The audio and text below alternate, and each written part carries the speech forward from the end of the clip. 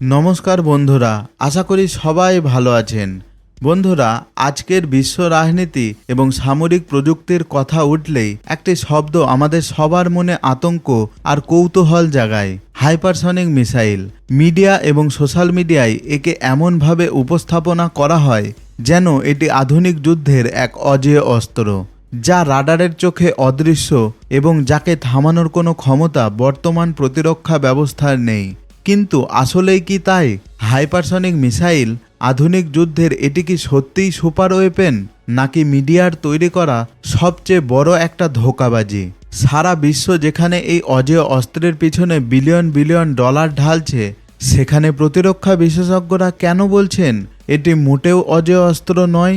আজকের ভিডিওতে আমরা কোনো আবেগের বশবর্তী হয়ে নয়, বরং 2026 সালের লেটেস্ট ডাটা আর এক্সপার্ট মতামতের ভিত্তিতে ফাঁস করব হাইপারসনিক মিসাইলের সেই আসল রহস্য। ভারত, চীন ও রাশিয়ার হাইপারসনিক শক্তির চুলচেরা বিশ্লেষণে আমরা দেখব প্রযুক্তি আর বাস্তবতার এই লড়াইয়ে শেষ পর্যন্ত জয়ী কে। এই ভিডিওটি আপনার হাইপারসনিক মিসাইল নিয়ে পুরো ধারণা বদলে দেবে। চলুন শুরু করা যাক আজকের বিশ্লেষণ। হাইপারসনিক আসলে কি এবং এটি ভয়ের কারণ কেন?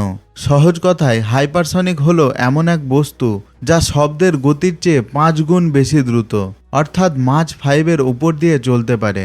মাচ 5 গতি প্রায় 6125 কিলোমিটার প্রতি ঘন্টা বা তার চেয়ে বেশি। কিন্তু এখানেই বিভ্রান্তি।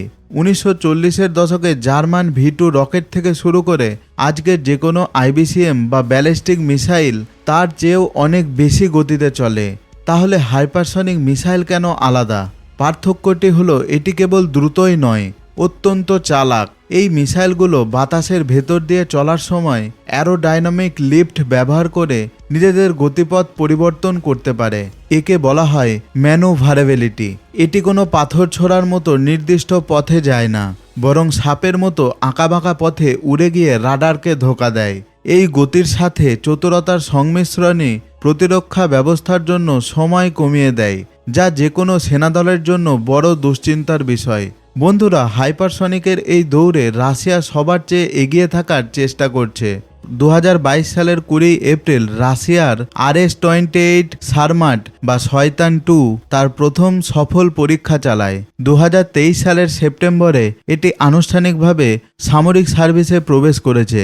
18,000 কিলোমিটার পাল্লার এই IBCM সিস্টেমটি বিশ্বের সবচেয়ে শক্তিশালী অস্ত্র হিসেবে স্বীকৃত।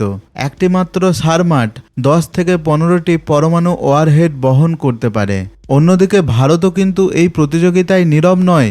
হাইপারসনিক টেকনোলজি ডেমনস্ট্রেটর ভেহিকেল এবং দীর্ঘপাল্লার হাইপারসনিক মিসাইল প্রজেক্টের মাধ্যমে নিজেদের সক্ষমতা বিশ্বকে দেখিয়ে দিয়েছে। এছাড়া রাশিয়ার সাথে যৌথ উদ্যোগে ব্রাহ্মোস 2 এর উন্নয়ন ভারতের সামরিক শক্তির সমীকরণকে বদলে দিচ্ছে। ভারত মহাসাগর অঞ্চলে ভারতের এই প্রযুক্তিগত সক্ষমতা চীনের জন্য একটি বড় চ্যালেঞ্জ। এখন আসা যাক মূল প্রশ্নে। হাইপারসনিক মিসাইল কি সত্যিই অজেয়? একে কি সত্যিই হারানো অসম্ভব? আমেরিকার নৌবাহিনীর একজন বিশ্লেষকের মতে, হাইপারসনিক মিসাইল নিয়ে মিডিয়াতে যে আতঙ্ক ছড়ানো হয় তা কিছুটা বাড়াবাড়ি। মানুষ মনে করে মাচ 10 গতির মিসাইলকে আটকানো অসম্ভব, কিন্তু গণিতের হিসাব দেখুন। যখন একটি মিসাইল আর একটি ইন্টারসেপ্টর একে অপরের দিকে ছুটে আসে, তখন তাদের ক্লোজিং স্পিড বেড়ে যায় বহুগুণ। ফলে প্যাট্রিয়ট বা S-400-এর মতো সিস্টেমগুলো এই ক্লোজিং স্পিডের সাহায্য নিয়েই লক্ষ্যবস্তুকে আঘাত করতে পারে। ইউক্রেন যুদ্ধে রাশিয়ার বিখ্যাত Kinzhal missile Patriot missile system দ্বারা ধ্বংস হওয়াটা এরই বড় প্রমাণ। এছাড়া আরেকটি বিষয় বলা যায়, হাইপারসনিক গ্লাইড ভেহিকেলগুলো যখন বায়ুমণ্ডলের নিচু স্তরে আসে, তখন বাতাসের ঘর্ষণে তাদের গতি অনেকটাই কমে যায়। এছাড়া বর্তমানে সারা বিশ্বে যে আধুনিক সেন্সর নেটওয়ার্ক বা স্যাটেলাইট কভারেজ রয়েছে, তা থেকে কোনো কিছুই লুকিয়ে রাখা প্রায় অসম্ভব। আমেরিকা বা ন্যাটো দেশগুলোর কাছে যে AI ভিত্তিক প্রতিরক্ষা প্রযুক্তি রয়েছে, তা হাইপারসনিক গ্লাইডারের পুরো অস্তিত্বকেই প্রশ্নবিদ্ধ করে দিচ্ছে।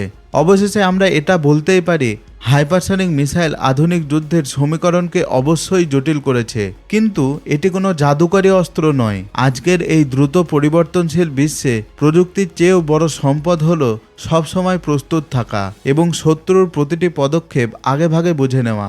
আপনাদের কি মনে হয় আগামী দিনে এই হাইপারসনিক প্রযুক্তিতে ভারত চীনকে পিছনে ফেলে দিতে পারবে, নাকি প্রতিরক্ষা প্রযুক্তিতে আমেরিকা ও তার মিত্ররাই এগিয়ে থাকবে? আপনার মূল্যবান মতামত নিচে কমেন্ট করে জানান।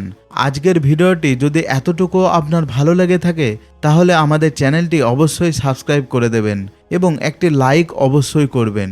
আজকের মতো এই পর্যন্তই, দেখা হবে পরের ভিডিওতে।